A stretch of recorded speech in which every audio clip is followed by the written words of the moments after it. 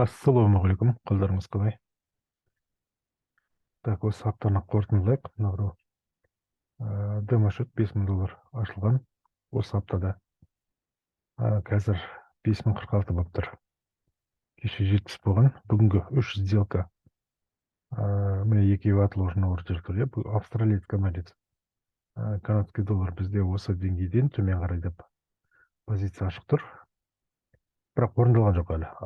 Кейінге қалдырылған ордер. Бұл деңгей мына бір күндік таймфреймнен алынған деңгей. Кешегі күннің минимумнан төмен қарай асқан сәтте позиция ашылған. Аттар бәрі жеткілікті. Так, бұл бір. Одан кейін канадец, австралийский доллар, новозеландский доллар. Бұл екеуі осы екі валюта бойынша біз тоже төмен қарай позиция ашқан болатын. Мына деңгейден төмен қарай. Деңгейден жетпей жатып ерте ашылып кетті. Тағы бір қателік. Мына деңгей бұзыла деп ойлаған, бұзылмай осы деңгейден кері бұрылып кетті. Мына стоппен жабылып қалды. Так, одан кейінгісі канадский доллар мен японский иена. Бұл жәнегі мынарда үлкен лимиттік деңгей көріп тұрмыз. Осы деңгей бұзылған сәтте үстіге қарай позиция. Екеуі орындалған жоқ, біреуі ғана орындалды. Енді осы екеуі тұра береді орындалғанша. Так, бұл ордерларды қай кезде алып тастауға болады? Егер де мына біреу баға кері бағытта 2 немесе 3 стоп көлемінде жоғары қарай кетіп қалатын болса, онда бұл сделканы алып тастауға болады. Әзірге тұра берсін. Так, одан басқа кешегі біздің сигналдар бойынша акциялар. Мынада Apple 143.35. Кешегі мына деңгейден асты. Төменгі. Так, осы жерден ашылды, иә. Open 143.36-тан ашылды. Біз 35-те. Астыға барып, сосын үстіге қарай көтерілген. Сондай көп берген жоқ. Бүгін әлі де кететін шығар деп ойлаймын. Бірақ бұлар бойынша сделкалар ашылған жоқ кеше біз практикада опциондардың тақырыбын талқылаған болатынбыз. Теория болды. Сделка ашуға уақыт болмады. Бірақ дегенмен де көрсетілген кешегі сигналдар қалай орындалғаны. Так, Apple бұзылды, деңгей бұзылды, бұйырса бүгінде барып қалатын шығар. Так, одан кейін мынау.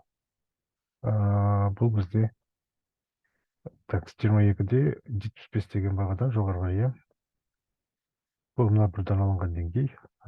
Осыдан 73-75-ке 1-2 пункт асқаннан кейін позицияға.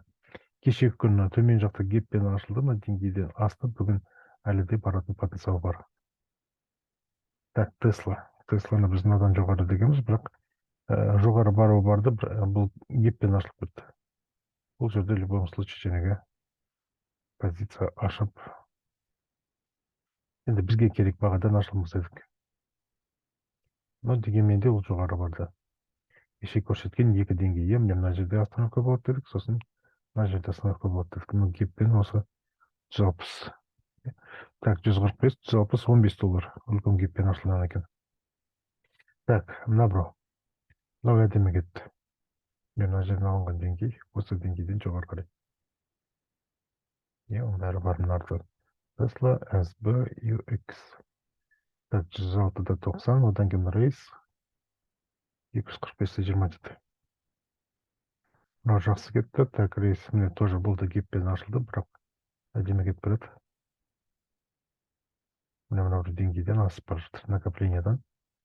Кішкентай барлармен ақындап көтеріліп, осы деңгейден жоғары. Тренд әлі жалғасып жатыр жалпы. Тренд әлі жалғасып жатыр.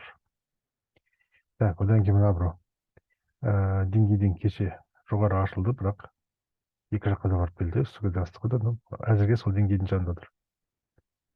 Әлі де барып қалатын шығар. Так, мынау да геппен ашылып кетті, мына деңгейден жоғары қарай геппен ашылды, үстіге де астыға да барып, сол үстіңгі жақта жабылды.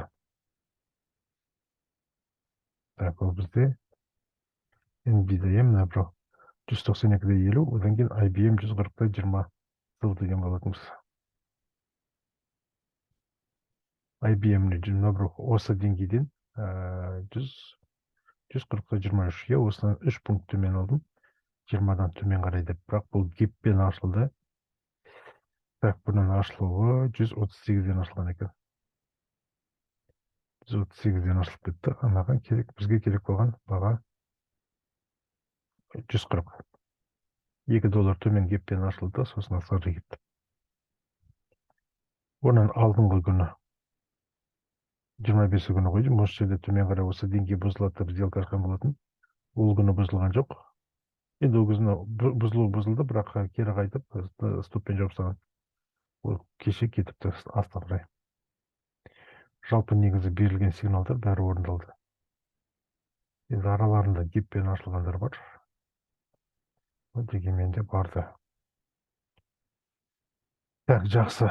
Енді осы апта осымен бітті. Келесі апта көреміз тағы. Назарларыңызға рахмет.